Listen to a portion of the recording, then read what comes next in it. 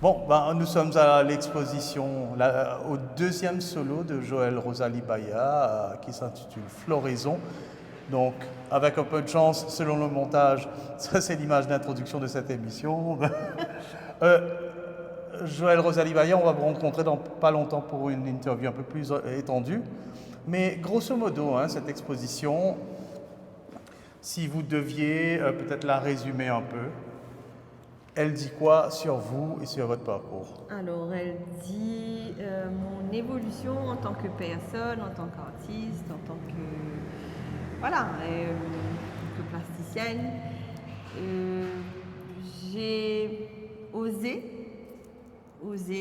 mélanger les techniques, utiliser d'autres couleurs, même le côté graphique a changé. Donc voilà, cette expo montre un peu qui je suis maintenant. Comment justement cette nouvelle phase s'est annoncée en fait dans votre Alors, à la parcours? fin de l'expo, de ma première exposition, j'ai fait un peu le bilan de ce que j'avais fait et j'avais déjà commencé certaines pièces sur notre expo avec les techniques que j'ai utilisées actuellement. Et je me suis dit pourquoi, et j'ai eu des feedbacks aussi qui m'ont dit mais pourquoi tu ne te lances pas un peu plus dans cette direction-là? Mais écoutez, j'ai foncé et voilà. C'est ce qui a donné cette expo cette fois-ci. Ben voilà, ben on va découvrir tout ça, tout ça. Avec Ouais, je plaisir. bafouille un peu. C'est l'intérêt d'être un peu à l'écran, c'est de pouvoir bafouiller, de ne pas trop se, un peu plus spontané. Je pense que c'est pas plus mal, non, je crois. Ouais, c'est bien aussi. Voilà, donc voilà, on va découvrir ça tout de suite.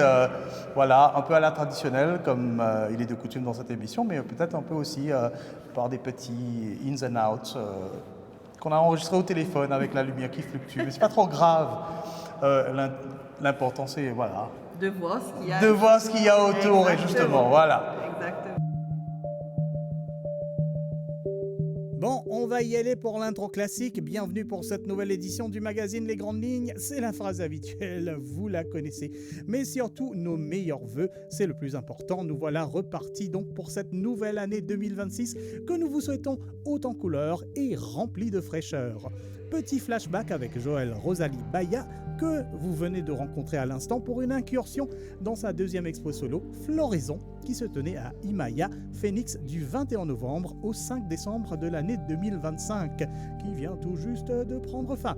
Si sa technique de prédilection est habituellement la gravure, Joël Rosalie Baya nous prouvait qu'être artiste, c'est aussi se réinventer à chaque instant en essayant constamment de nouvelles choses, notamment la broderie. Nous allons nous y mettre aussi, pas à la broderie mais presque, entre continuité et expérimentation à l'image de l'expo, pour une rétrospective avec une approche un peu hybride. Traitement tantôt classique, tantôt impro, face A et face B quoi, comme la vie, comme toute chose. Quel a été un peu le parcours depuis le premier solo pour en arriver là? Donc, j'imagine que c'est une exploration esthétique, une exploration de la matière aussi, différente. Voilà, parlez-moi de ça. La dernière fois, j'avais parlé du rôle de la femme au niveau de l'océan Indien, mais cette fois-ci, j'ai voulu explorer plus moi. C'est un peu plus personnel. Et ensuite, j'ai beaucoup travaillé sur la matière, sur, comme vous avez dit, les techniques que j'avais déjà commencé à ma première exposition. Mais là, j'ai eu le temps d'explorer et de tester beaucoup plus de choses. Justement, donc il s'agit de la broderie. Pourquoi la broderie? Est-ce que cette volonté d'essayer la broderie elle a été là depuis longtemps? Oui, en vrai, j'ai toujours aimé tout ce qui est les fibres, toute la matière. Mais quand on fait printmaking, normalement, on aime essayer des choses comme ça. Quand on fait de la monotype, par exemple. Et je me suis dit, pourquoi pas travailler avec le fil lui-même, sans pour autant rajouter de la couleur.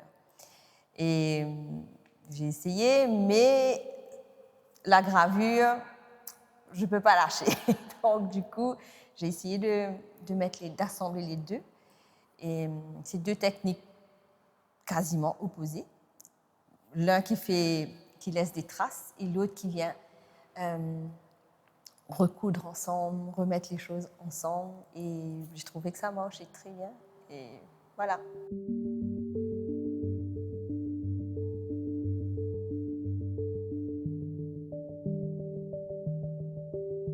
toujours le support papier, vous avez expérimenté d'autres supports. Est-ce que le papier n'est pas un peu trop fragile des fois pour...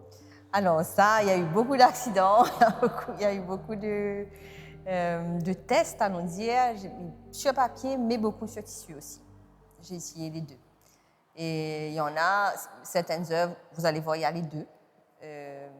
D'autres, c'est simplement sur papier. Mais la broderie est présente partout, dans toutes les œuvres. Donc vous approchez la broderie, bien sûr, comme un outil de création, dans un sens très plastique. Est-ce que vous avez appris carrément la broderie classique? En fait, j'ai toujours aimé la couture. Ouais. Toujours aimé la couture et c'est un peu sentimental, si vous voulez. Et je me suis dit, pourquoi pas essayer les deux, essayer deux choses que j'aime et voir si ça fonctionne. Et voilà, c'est quelque part un aboutissement de ce que j'ai voulu faire depuis avant. Et voilà.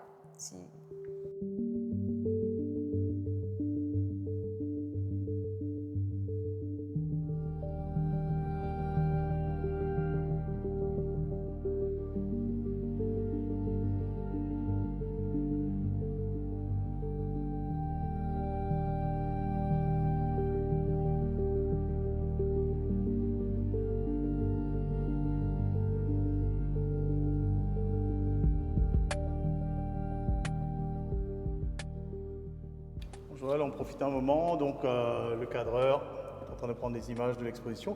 Peut-être allons parler un peu plus amplement du processus en fait. Hein. Donc, alors cette intégration de la broderie, en fait, est-ce qu'elle est... C'est pas au hasard, quoi. C'est calculé à l'avance. Comment vous savez que, par exemple, vous allez broder cette partie-là?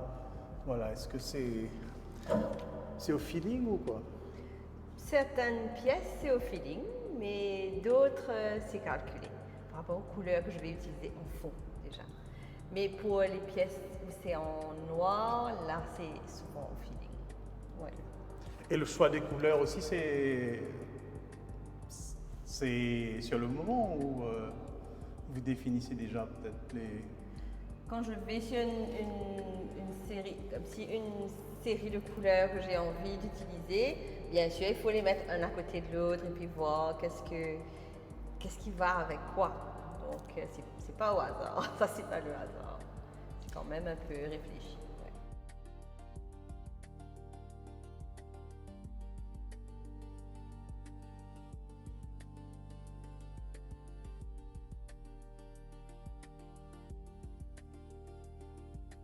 Le dernier solo, bien sûr, a été consacré énormément à la femme. La femme est toujours présente dans cette exposition, mais il y a aussi cette forte présence de motifs naturels. C'est le monde, c'est l'environnement, c'est le monde des plantes, ou bien c'est peut-être un symbole pour autre chose aussi? En fait, j'ai voulu faire un parallèle pour montrer la croissance intérieure personnelle, mais aussi de la femme, mon épanouissement personnel aussi. Donc, vous allez pouvoir voir des motifs, pas que des fleurs, il y a des graines, des tiges. C'est pour montrer justement le processus de l'épanouissement à travers la plante, mais c'est comme un parallèle, une métaphore. De ce côté-là, ça c'est donc toute la série qui finalement est beaucoup plus colorée. Bon, vous travaillez avec la couleur dans le passé, mais bon, des quelques dernières années, vos œuvres ont été très graphiques, presque monochromatiques, mais là vraiment c'est des couleurs un peu plus vivantes. Voilà. Pourquoi cette envie justement d'insuffler autant de... En fait, c'est justement par rapport au thème que j'ai choisi, qui est floraison, et qui parle de l'épanouissement de l'être, de la femme, de la personne. Donc, quel autre moyen que d'utiliser la couleur pour montrer l'épanouissement d'une personne? Donc, voilà pourquoi ce côté-là, comme vous voyez, il y a beaucoup de couleurs et des couleurs vives pour montrer ce changement, comment on grandit, comment on s'épanouit. Voilà. Ici, la broderie, elle est un peu minimaliste, mais voilà, présente, mais il y a aussi ce petit parcours. Est-ce que vous pouvez peut-être me guider un peu à travers ces différents motifs que l'on voit? Ces motifs que vous voyez là, il y a une technique qui s'appelle le sashiko. C'est quoi? C'est où? Sashiko. Alors montrez-moi ça. Tout ça, là, hein, des motifs comme ça. Très réguliers, mais très. La distance, vous voyez, la distance est pratiquement la même tout le long. C'est une technique qu'on utilise pour normalement raccommoder les vêtements. C'est une technique japonaise. Et voilà, je me suis dit, je vais essayer d'intégrer cela dans ce travail spécifique. Parce que comme vous voyez, le personnage est assez sombre, mais qui émerge d'une couleur assez vive. Donc elle se reconstruit, elle se recouvre.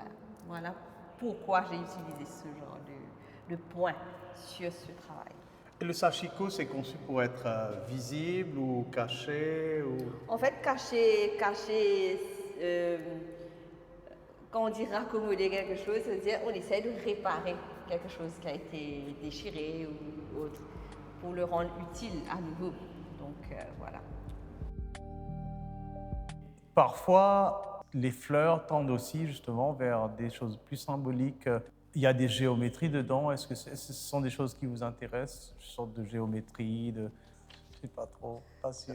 Là, ici, en fait, j'ai pas forcément le symétrie, mais j'ai voulu faire quelque chose qui m'a toujours plu. Des lignes simples, des lignes beaucoup plus fluides, pas trop de calcul. Donc, voilà, c'est ce que j'ai voulu. C'est une évolution du côté graphique, je veux dire. Okay.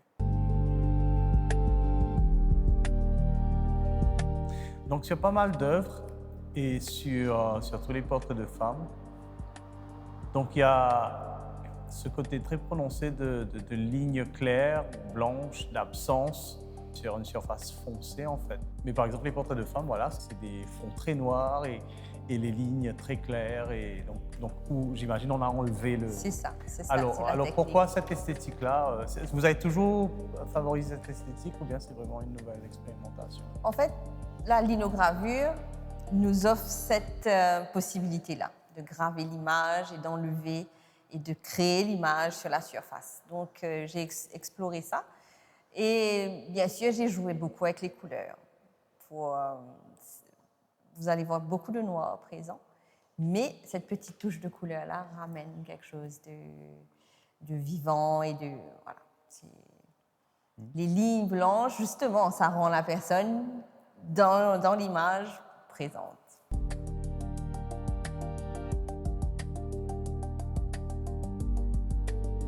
C'est presque comme si vous êtes en train de créer un langage de pictogrammes. Donc, des fois, il y a un peu de ça, je ne sais pas.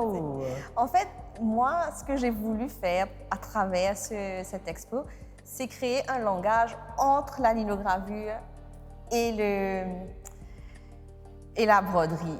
Et les images qui en sont sorties, si vous le voyez comme ça, oui. Ouais, pourquoi pas? Parce qu'on sent qu'il y a un ensemble de signes à décrypter, peut-être à lire, un langage qu'on a oublié, je ne sais pas.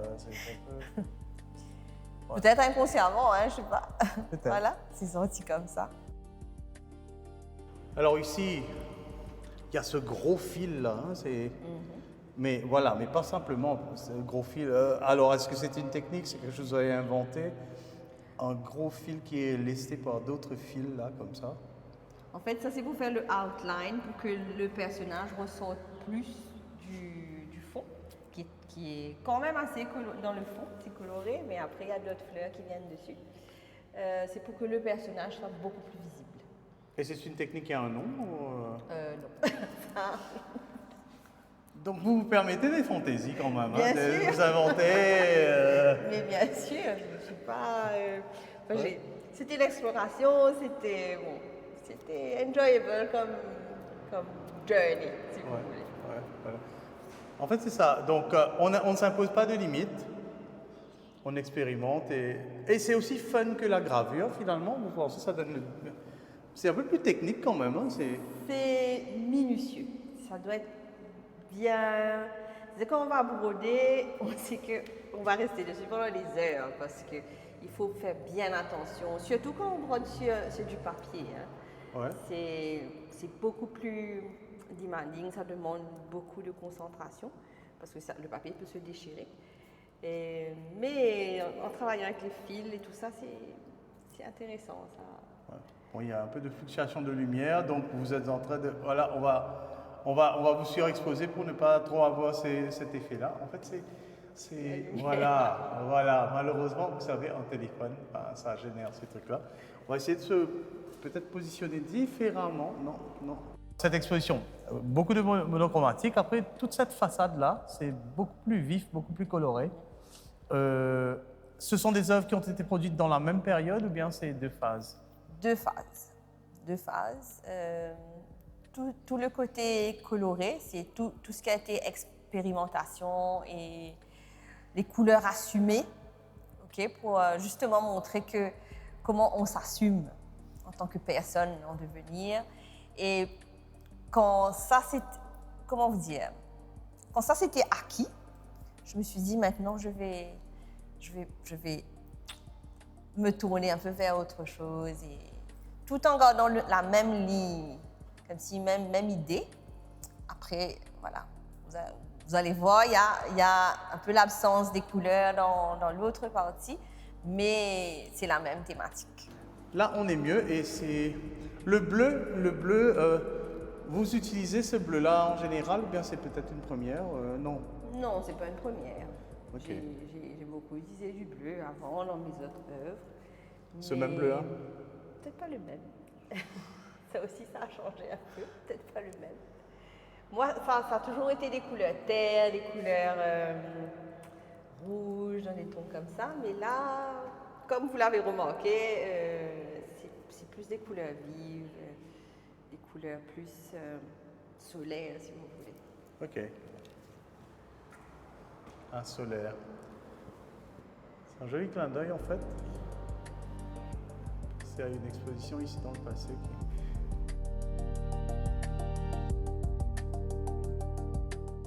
Donc vous avez été votre propre capitaine, tout ça dans cette exploration ou bien peut-être Oui, mais la galerie, Laurie m'a la galerie Maya m'a beaucoup accompagnée et ça a été d'un grand aide, ça c'est sûr.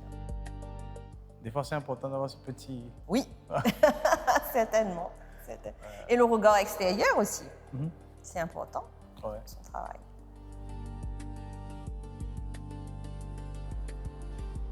Et ça c'est intéressant, c'est des graduations qui rappellent un peu les graduations de... Ouais, vous parlez de solaire, en fait c'est carrément des rayons en fait. Ça peut être interprété comme ça, oui. Aussi. Ouais. Un rayonnement autant qu'une floraison. Oui, aussi. Vous allez voir qu'il y a le soleil aussi dans l'autre là-bas, dans l'autre œuvre. Il y a plusieurs où j'ai mis ce côté lumière, soleil, ici où on s'assume, on se met debout et voilà. Est-ce que ce sont des formes féminines un peu génériques ou bien elles correspondent un peu à des gens que vous connaissez ou c'est votre interprétation de gens qui font partie de votre... C'est pas forcément des personnes que je connais, mais vous allez voir qu'il n'y a aucune qui se ressemble. En vrai. J'ai voulu montrer plusieurs types de femmes, C'est la femme en général, voilà. Il n'y a pas... Non, c'est pas des personnes spécifiques, mais c'est la femme en général. Vous allez voir, les couleurs ne sont pas les mêmes, les cheveux ne sont pas les mêmes, donc voilà, c'est pour ça que j'ai voulu montrer ces femmes comme ça. Voilà. Justement, j'allais dire qu'on n'en parle pas assez, mais en fait, souvent que ce soit des portraits, etc., il y a un élément qui est peut-être des fois en retrait, on n'en parle pas, mais la chevelure est une partie importante, en fait, le traitement de cette chevelure, la forme qu'elle prend, le mouvement de cette chevelure. Alors tout ça, ce que l'on voit ici, donc c'était des choses accidentelles ou bien, voilà, par exemple, il y a cette femme dont les cheveux montent un peu, on ne sait pas trop si elle est sous l'eau ou bien si c'est le vent.